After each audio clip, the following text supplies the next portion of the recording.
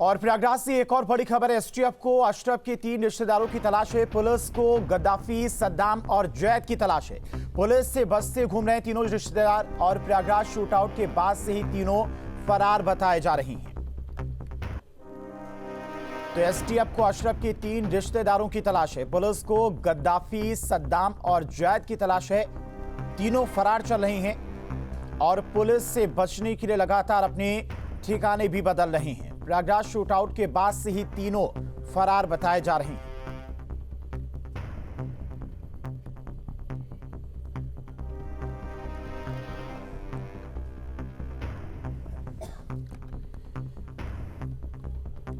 और इसी खबर पर तमाम सारी जानकारी के साथ में प्रयागराज से संवाददाता मानवेंद्र हमारे साथ जुड़ गए। मानवेंद्र, तीनों आरोपी पुलिस कस्टडी में है, लगातार पूछताछ हो रही है।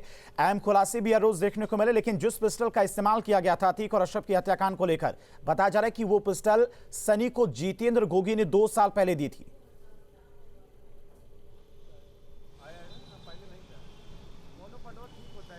जी बिल्कुल, 2 पिस्टल उसमें से जो है वो विदेशी पिस्टल हैं जो कि तुर्की की बनी हुई हैं, जिकाना पिस्टल हैं, जबकि एक देशी पिस्टल है। और 3 पिस्टलों का इस्तेमाल इस पूरे मामले में हुआ था। और जो दिल्ली में एक शूटआउट होना था, एक जो ये शूटर्स हैं इनको एक सुपारी दी गई थी, उसके लिए पिस्टल मिली थी, लेकिन वो घटना हो नहीं पाई। और उसके बाद इन शूटर्स ने उन्हीं पिस्टल से, जिकाना पिस्टल से यहाँ पर अतीक और अशरफ को मारा है, अतीक और अशरफ की हत्या की है। तो लगातार जो हथियार है उसके बारे में और पुलिस ने तमाम जो घटना से संबंधित पूरी घटना है उसको लेकर के लगातार पूछताछ की। हालांकि शूटर्स लगातार अभी तक ये कहते रहे कि वो उनके पीछे कोई मास्टरमाइंड नहीं है, वो अकेले इस घटना में शामिल है। उन्होंने तय किया था कि वो अतीक और अशरफ को मारेंगे और उससे उनका नाम होगा और अपराध जगत में उनका खौफ कायम होगा। लेकिन वो साथ ही असद के जो अरुण मौर्य नाम का शूटर है वो असद के ग्रुप में भी जुड़ा हुआ था। तो तमाम ऐसी चीज़ें हैं जिनके जवाब अभी भी मिलने बाकी हैं। और असद के ग्रुप में वो कैसे पहुंचा ये भी एक बड़ा सवाल है, क्योंकि उसका प्रयागराज से कोई संबंध नहीं है। तो तमाम ऐसे सवाल हैं जो अभी भी जांच का विषय है। लेकिन उनकी रिमांड ख़त्म हो चुकी है और पुलिस ने जो आगे की रिमांड मांगी थी वो कोर्ट ने रिमांड नहीं दी है। फिलहाल उनको प्रतापगढ़ जेल भेज दिया गया। मानवेंद्र, एक और अहम जानकारी मिली है। पुलिस जो अशरफ के 3 रिश्तेदार हैं उनकी भी तलाश कर रही है।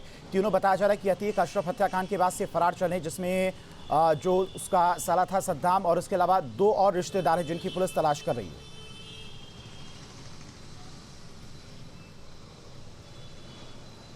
जी बिल्कुल, कुछ और लोगों को चिन्हित किया है, जिसमें अशरफ के 3 रिश्तेदार हैं, उसमें साला है और तमाम लोग हैं, 2 साले हैं।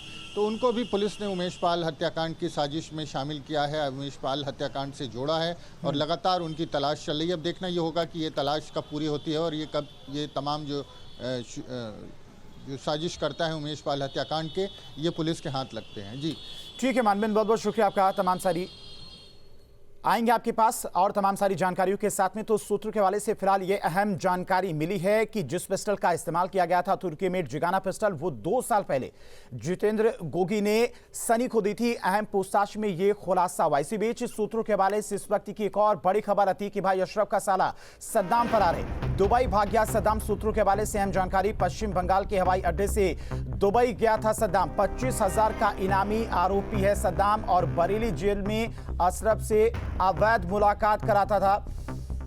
अतीक और अशरफ की हत्या के बाद से सद्दाम फरार चल रहा है। तो सूत्रों के हवाले से बड़ी खबर है, अतीक के भाई अशरफ का साला सद्दाम फरार है, दुबई भाग गया है सद्दाम। सूत्रों के हवाले से ये जानकारी मिल रही है। और उमेश पाल हत्याकांड से जुड़ी बड़ी खबर, असद के लिए मंगाई गई थी मंकी कैप। असद का चेहरा कोई ना पहचाने इसलिए मंकी कैप मंगाई गई थी। असद की गाड़ी से नहीं उतरने देने के निर्देश भी दिए गए थे जो तमाम शूटर उमेश पाल हत्याकांड में शामिल थे। असद गाड़ी से उतरेगा तो मंकी कैप पहनकर फायरिंग करेगा। असद ने जानकर मंकी कैप नहीं पहनी थी। वो चाहता था कि सीसीटीवी में उसकी तस्वीर कैद हो जाए। वो चाहता था कि सबको पता चले कि उसने उमेश पाल को मारा है। पुलिस के सूत्रों के हवाले से यह खबर है कि असद के लिए मंकी कैप मंगाई गई थी जब उमेश पाल हत्याकांड को अंजाम दिया गया था, लेकिन असद ने ना वो मंकी कैप लगाई ना वो गाड़ी में बैठा रहा। और मानवेंद्र लगातार हमारे साथ जुड़े हुए। मानवेंद्र, लगातार ये जानकारी भी मिल रही थी कि जिस तरह से उमेश पाल हत्याकांड को लेकर प्लानिंग बनाई गई थी, असद का उसमें कहीं से भी नाम ना आए, इसको लेकर एक बड़ी तरह से प्लानिंग इस हत्याकांड को लेकर बनाई गई थी। लेकिन असद ने ना मंकी कैप पहनी और जो निर्देश तमाम शूटरों को दिए गए थे असद के साथ में जो मौजूद थे कि असद का इसमें नाम नहीं आना चाहिए, वो गाड़ी से ना उतरे। वो गाड़ी से भी उतरा था क्योंकि असद चाहता था कि उसका खौफ पूरे इलाके में फैले।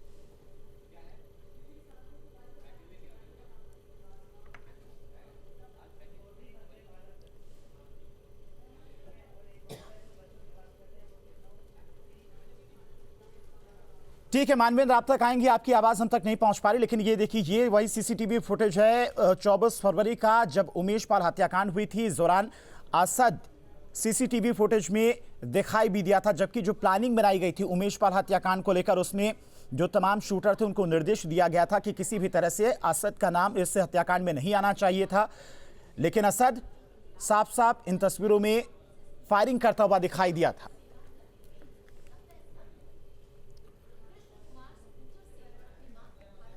और इसी बीच एक और बड़ी खबर है, आज फिर अतीक के ऑफिस पहुंची पुलिस। अतीक के ऑफिस में कल मिले थे खून के धब्बे, तो कल खून के धब्बे मिले थे, जिसके बाद मौके पर पुलिस प्रशासन की टीम पहुंची थी, फॉरेंसिक टीम भी पहुंची थी और आज भी ये टीम जांच पड़ताल करने के लिए अतीक अहमद के ऑफिस पहुंची हुई है। तो ये कल की तस्वीरें हैं जब तमाम मीडिया कर्मियों के साथ मेरे पुलिसकर्मी इस ऑफिस में पहुंचे थे, तो पूरी बिल्डिंग में हर तरफ खून के धब्बे पाए गए थे, जिसके बाद पुलिस की तरफ से फॉरेंसिक टीम को बुलाया गया था, जांच के लिए सैंपल इकट्ठा किए गए थे। आज फिर एक बार पुलिस प्रशासन की टीम इस ऑफिस में पहुंची है। तो उमेश पाल मर्डर केस के बाद से यूपी पुलिस एक्शन मोड में है। माफिया अतीक से जुड़े राज को खंगालने में जुटी और इस कड़ी में आज एक बार फिर से पुलिस प्रयागराज में अतीक के ऑफिस पहुंची और अहम दस्तावेज तलाशे। बता दें कि कल भी पुलिस माफिया के ऑफिस में गई थी, जहां पर खून के धब्बे मिले थे। तो कल जब पुलिस प्रशासन की टीम अतीक के चकिया स्थित ऑफिस पहुंची हुई थी, तब कई जगह पर खून के धब्बे मिले थे, कपड़े भी खून से लथपथ मिले थे, एक चाकू भी मिला था जो कि माना जा रहा है कि वारदात में इस्तेमाल किया गया है। कई घंटों तक वहां पर झड़प हुई है, इस बात के भी अहम संकेत मिलते हैं, क्योंकि जिस तरह से पूरे ऑफिस में सामान बिखरा हुआ पड़ा था, खून के धब्बे किचन से लेकर सीढ़ियों तक मिले थे, उससे साफ जाहिर होता है कि वहां पर कोई बड़ी वारदात हुई है, संघर्ष काफी देर तक हुआ है। और इसी खबर पर मानवेंद्र का रुख करते हैं। मानवेंद्र, कल जब पुलिस प्रशासन की टीम पहुंची थी, एसपी पहुंचे थे, तब बताया गया था कि फॉरेंसिक की टीम बुलाई गई है जांच के लिए। खून के धब्बे किसके हैं, इंसान के हैं या जानवर के हैं, किस तरह की यहां पर वारदात हुई है, इसकी जांच की बात कही गई थी। रिपोर्ट कब तक आएगी, क्या कुछ अहम खुलासे पुलिस की तरफ से इसको लेकर किए गए अभी तक?